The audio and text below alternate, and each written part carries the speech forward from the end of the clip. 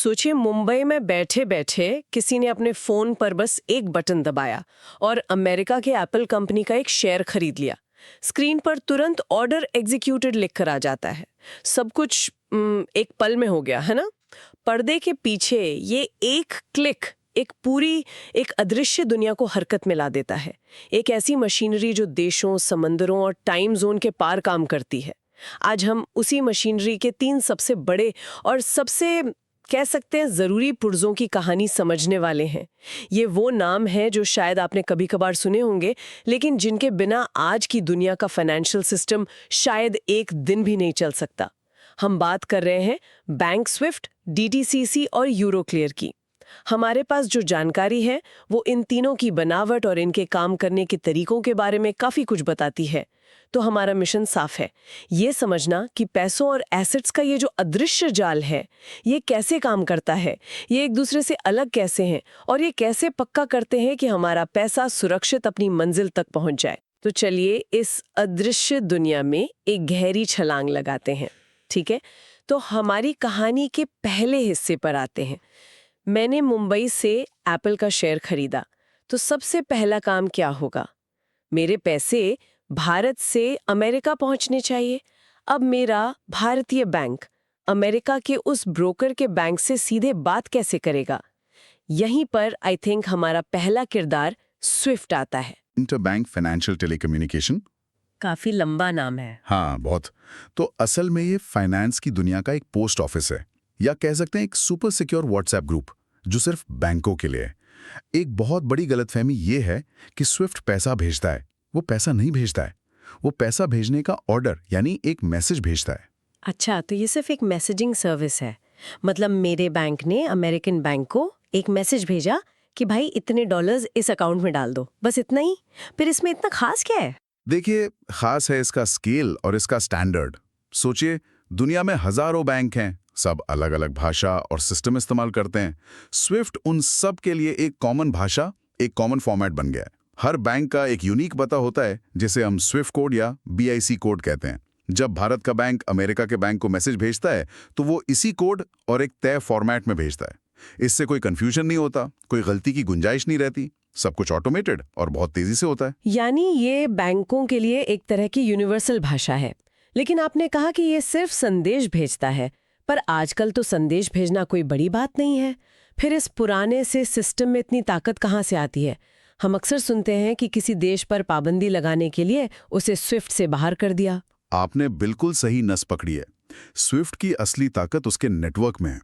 ये सिर्फ एक मैसेजिंग सिस्टम नहीं, बल्कि एक जियोपॉलिटिकल हथियार है। हथियार? हाँ, दुनिया के लगभग सभी देशों के 11,000 से ज्यादा बैंक इससे जुड़े हैं। अगर किसी देश को इस नेटवर्क से बाहर कर दिया जाए, जैसा हाल ही में रूस के साथ हुआ, तो उसके बैंक अंतर्राष्ट्रीय व्यापार के लिए पेमेंट भेज या पा नहीं सकते। ये उस देश को मतलब वैश्विक वित्तीय बातचीत से बाहर निकाल फेंकने जैसा है। उस देश की अर्थव्यवस्था एक झटके में दशकों पीछे चली जाती है। बाप रे, ये तो ऐसा जैसे पूरी दुनिया ने मिलकर किसी देश का फोन नंबर ही ब्लॉक कर दिया हो। वो किसी को कॉल नहीं कर सकता, नहीं किसी का कॉल उठा सकता है। एक साधारण मैसेजिंग सिस्टम में इतनी शक्ति छिपी है, ये मैंने कभी सोचा नहीं था। यही इसकी कहानी को दिलचस्प बनाता है। ये दिखाता है कि कैसे फाइनेंस की दुनिया की ये जो पाइपलाइन है, असल में कितनी शक्तिशाली हो सकती हैं। ये सिर्फ तकनीकी नहीं, बल्कि राजनीतिक भी है। कमाल है। ठीक है, स्विफ्ट ने मेरे पैसे भेजने का मैसेज तो अमेरिका तक पहुंचा दिया। अब उस शेयर का क्या होगा जो मैंने खरीदा है? पैसा एक तरफ, शेयर दूसरी तरफ। इन दोनों का लेन देन कैसे पक्का होगा? मुझे कैसे यकीन हो कि मुझे शेयर मिलेगा ही मिलेगा? यहीं पे शायद हमारे दूसरे किरदार की एंट्री होती है, DTCC। ये नाम सुनने में ही बहुत भारी भरकम लगता है। हाँ, depository trust and clearing corporation. नाम तो भारी है, पर इसका काम समझना बहुत जरूरी है। अगर स्विफ्ट संदेश है, तो DTCC गारंटी है। इसका मुख्य काम है रिस्क को खत्म करना, जिसे फाइनेंस की भाषा में काउंटर पार्टी रिस्क कहते हैं। काउंटर पार्टी रिस्क, इसका सीधा साधा मतलब क्या हुआ? इसका सीधा मतलब है, अगर सामने वाला मुकर गया तो वाला डर। आपने शेयर खरीदने का सौदा तो कर लिया, पर क्या हो अगर पैसे देने के बाद बेचने वाला शेयर ही ना दे, या शेयर देने से पहले ही वो दिवालिया हो जाए? इसी मुकर जाने के डर को DTCC खत्म करता है। जब भी कोई सौदा होता है तो डीटीसीसी दोनों पार्टियों के बीच में आकर खड़ा हो जाता है। वो खरीदने वाले के लिए बेचने वाला बन जाता है और बेचने वाले के लिए खरीदने वाला। एक मिनट, मुझे ये बात पूरी तरह समझ नहीं आई। अगर डीटीसीसी हर सौदे के बीच में खड़ा होता है तो वो खूब कितना बड़ा जोखिम ले रहा है। अमेरिका में तो हर रोज खरबों डॉलर के सौदे होते हैं। बहुत अच्छा सवाल है, और इसी सवाल में डीटीसीसी की असली कहानी छिपी है। इसकी जरूरत क्यों पड़ी, ये जानना दिलचस्प है। 1960 के दशक के अंत में वॉल स्ट्रीट पर एक पेपर वर्क क्राइसिस हुआ था। Paper work crisis? हाँ, तब शेयर फिजिकल कागज के टुकड़े होते थे। ट्रेडिंग इतनी बढ़ गई कि हर रोज लाखों शेयर सर्टिफिकेट हाथ से एक ऑफिस से दूसरे ऑफिस भेजे जाते थे। ऑफिसों में कागजों के ढेर लग गए, सौदे हफ्तों तक अटके रहते और पूरा सिस्टम ठप होने की कगार पर आ गया था। क्या बात करी है, मतलब वॉल स्ट्रीट कागजों के बोझ तले दबकर डूब रहा था। बिल्कुल, इसी केओस से बचने के लिए डीटीसीसी जैसी संस्था का जन्म हुआ। इसका पहला काम था इन कागजी शेयर्स को खत्म करके इलेक्ट्रॉनिक एंट्रीज में बदलना, जिसे डीमटेरियलाइजेशन कहते हैं। अच्छा। और दूसरा काम था हर सौदे को क्लियर और सेटल करने की जिम्मेदारी लेना। ये हर सौदे के लिए एक तरह की एडवांस गारंटी जमा करवाता है, ताकि अगर कोई पार्टी डिफॉल्ट करे भी तो डीटीसीसी के पास उस सौदे को पूरा करने के लिए फंड्स हों। तो ये एक तरह की बीमा पॉलिसी है जिसे इस्तेमाल करने के लिए हर कोई मजबूर है। और इसने पूरे सिस्टम को कागज से डिजिटल बना दिया। बीमा पॉलिसी से भी बढ़कर ये खेल का मैदान और रेफरी दोनों हैं। ये नियम तय करता है ताकि बीमा की जरूरत ही कम पड़े। देखिए, जब आप कोई शेयर खरीदते हैं तो पैसा और शेयर तुरंत नहीं बदलते। पहले इसमें 2 दिन लगते थे, जिसे T+2 सेटलमेंट कहते थे। हाँ, T+2। अब अमेरिका इसे 1 दिन यानी T+1 पर ला रहा है।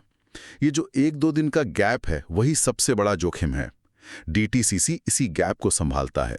मुझे याद है 2008 के संकट के दौरान जब लेमन ब्रदर्स डूबा तो सबकी सांसें अटक गई थी कि अब क्या होगा। लेमन लाखों सौदों में काउंटर पार्टी था। डीटीसीसी ने उस पूरे बवंडर को शांति से संभाला और बाजार को गिरने से बचाया। ये दिखाता है कि ये सिस्टम कितना मजबूत है। कमाल है। तो डीटीसीसी अमेरिकी बाजार की वो अदृश्य दीवार है जो पूरे सिस्टम को किसी भी झटके से बचाती है। ये तो हुई अमेरिका की बात, लेकिन यूरोप का क्या? वहां तो अमेरिका की तरह एक देश नहीं बल्कि बहुत सारे देश हैं, सबकी अपनी अपनी करेंसी, अपने अपने नियम कानून। वहां तो ये काम किसी बुरे सपने जैसा लगता होगा। आपने बिल्कुल सही पकड़ा। वो बुरा सपना ही वो वजह है जिसके लिए हमारे तीसरे किरदार यूरोक्लियर का जन्म हुआ। आप इसे डीटीसीसी का यूरोपीय भाई कह सकते हैं, लेकिन एक ऐसे परिवार में जहां 27 अलग-अलग सदस्य हैं और सब अपनी अपनी चलाते हैं। तो यूरोक्लियर का काम डीटीसीसी से भी ज्यादा मुश्किल हुआ। ये कैसे काम करता है? सोचिए, डीटीसीसी को 50 ऐसे राज्य संभालने हैं जिनकी अपनी करेंसी, अपनी भाषा और अपने फाइनेंशियल कानून हैं। ये है यूरोप की असलियत। यूरोक्लियर का काम सिर्फ सौदों को सेटल करना नहीं, बल्कि इन सभी अलग-अलग बाजारों के बीच एक पुल बनाना है। ये एक सेटलमेंट हब की तरह काम करता है। अगर जर्मनी के किसी निवेशक को इटली का कोई सरकारी बॉन्ड खरीदना है, तो उसे इटली के पूरे कानूनी और बैंकिंग सिस्टम को समझने की जरूरत नहीं। वो यूरोक्लियर के जरिए ये काम आसानी से और सुरक्षित तरीके से कर सकता है। अच्छा, तो ये सिर्फ एक क्लियरिंग हाउस नहीं है, बल्कि ये पूरे यूरोप के लिए एक फाइनेंशियल ट्रांसलेटर और डिप्लोमेट की तरह है। ये एक बिखरे हुए सिस्टम को एक साथ जोड़ता है। तो आपने इसे खूबसूरती से समझाया। फाइनेंशियल डिप्लोमेट एक बेहतरीन शब्द है। ये यूरोपीय देशों के बीच की सीमाओं को फाइनेंशियल तौर पर मिटा देता है। इसी की वजह से आज यूरोप एक सिंगल फाइनेंशियल मार्केट की तरह काम कर पाता है। इसके बिना एक देश से दूसरे देश में निवेश करना बहुत ज्यादा महंगा, धीमा और जोखिम भरा होता। ये यूरोपीय अर्थव्यवस्था को एक साथ जोड़ने वाली गोंद की तरह है। तो अगर हम अपनी कहानी पर वापस आएं, जहां मैंने एप्पल का एक शेयर खरीदा था, उस एक क्लिक के पीछे की दुनिया अब धीरे धीरे साफ हो रही है। मेरे पैसे का ऑर्डर भेजने के लिए स्विफ्ट का इस्तेमाल हुआ। अमेरिका में उस शेयर के सौदे की गारंटी देने और उसे मेरे नाम पर ट्रांसफर करने के लिए डीटीसीसी ने काम किया। और अगर मैंने एप्पल की जगह कोई जर्मन कंपनी का शेयर खरीदा होता तो यूरोक्लियर उस सौदे को मुमकिन बनाता। बिल्कुल, तीनों की अपनी अपनी जगह और अपनी अपनी खासियत है। स्विफ्ट वैश्विक संदेशवाहक जिसके पास अनचाही राजनीतिक ताकत है। डीटीसीसी अमेरिकी बाजार का चट्टान जैसा गारंटर जो एक कागजी संकट से पैदा हुआ। और यूरोक्लियर यूरोप को जोड़ने वाला पुल जो बिखरे हुए बाजारों को एक बनाता है। सही। सिस्टम का चुनाव इस बात पर निर्भर करता है कि लेन देन कहां और किस चीज का हो रहा है। ये सोचना भी हैरान करता है कि ये तीनों सिस्टम मिलकर हर रोज खरबों डॉलर के लेन देन को संभालते हैं और हमें इसका पता भी नहीं चलता। हमारी पूरी वैश्विक अर्थव्यवस्था इसी अदृश्य बुनियाद पर टिकी है। ये सब कुछ भरोसे पर चलता है, इस भरोसे पर कि ये सिस्टम कभी फेल नहीं होंगे। और यही इनका सबसे बड़ा योगदान है। ये उस भरोसे को बनाए रखते हैं जिस पर पूरा फाइनेंशियल उद्योग टिका है। एक मल्टीनेशनल कंपनी जो दुनिया भर में अपने सप्लायर्स को पेमेंट कर रही है, एक छोटा निवेशक जो विदेशी स्टॉक खरीद रहा है, या एक सरकार जो अपना बॉन्ड बेच रही है, सब इन्हीं अदृश्य पाइपलाइनों पर निर्भर हैं। ये हमेशा पृष्ठभूमि में काम करती रहती हैं, ये पक्का करते हुए कि फाइनेंस की गाड़ी बिना रुके चलती रहे। तो आज हमने समझा कि कैसे ये तीन प्रणालियां वैश्विक वित्त को सटीकता और सुरक्षा के साथ चलाने में मदद करती हैं। ये वैश्विक वित्तीय मशीनरी के वो अदृश्य पुर्जे हैं जो दुनिया को चलाते रहते हैं। हाँ, ये सब आज की स्थापित सेंट्रलाइज्ड यानी केंद्रीकृत प्रणालियों की बात है जो सुरक्षा और कुशलता देती हैं। लेकिन यहीं से भविष्य का एक बहुत बड़ा और दिलचस्प सवाल भी खड़ा होता है। जैसे जैसे ब्लॉकचेन और डिजिटल मुद्राओं जैसी नई तकनीकें आ रही हैं जो डिसेंट्रलाइज्ड यानी विकेंद्रीकृत होने का वादा करती हैं, इन पुराने और स्थापित दिग्गजों का क्या होगा? क्या इन्हें खुद को बदलना पड़ेगा या ये फाइनेंस की दुनिया के डायनासोर बन जाएंगे? एक ऐसी दुनिया कैसी दिखेगी जहां सौदों के सेटलमेंट के लिए किसी डीटीसीसी या यूरो क्लियर जैसे गारंटर की जरूरत ही ना हो? ये वैश्विक वित्त के लिए क्या नई चुनौतियां या फायदे ला सकता है? इस पर सोचना वाकई दिलचस्प है। प्लीज़ लाइक, सब्सक्राइब, शेयर करें और एक कमेंट छोड़ें। अगर आपको वीडियो पसंद आए तो यहाँ दिए गए किसी भी क्यूआर कोड से मुझे एक कॉफ़ी खरीदने पर विचार करें।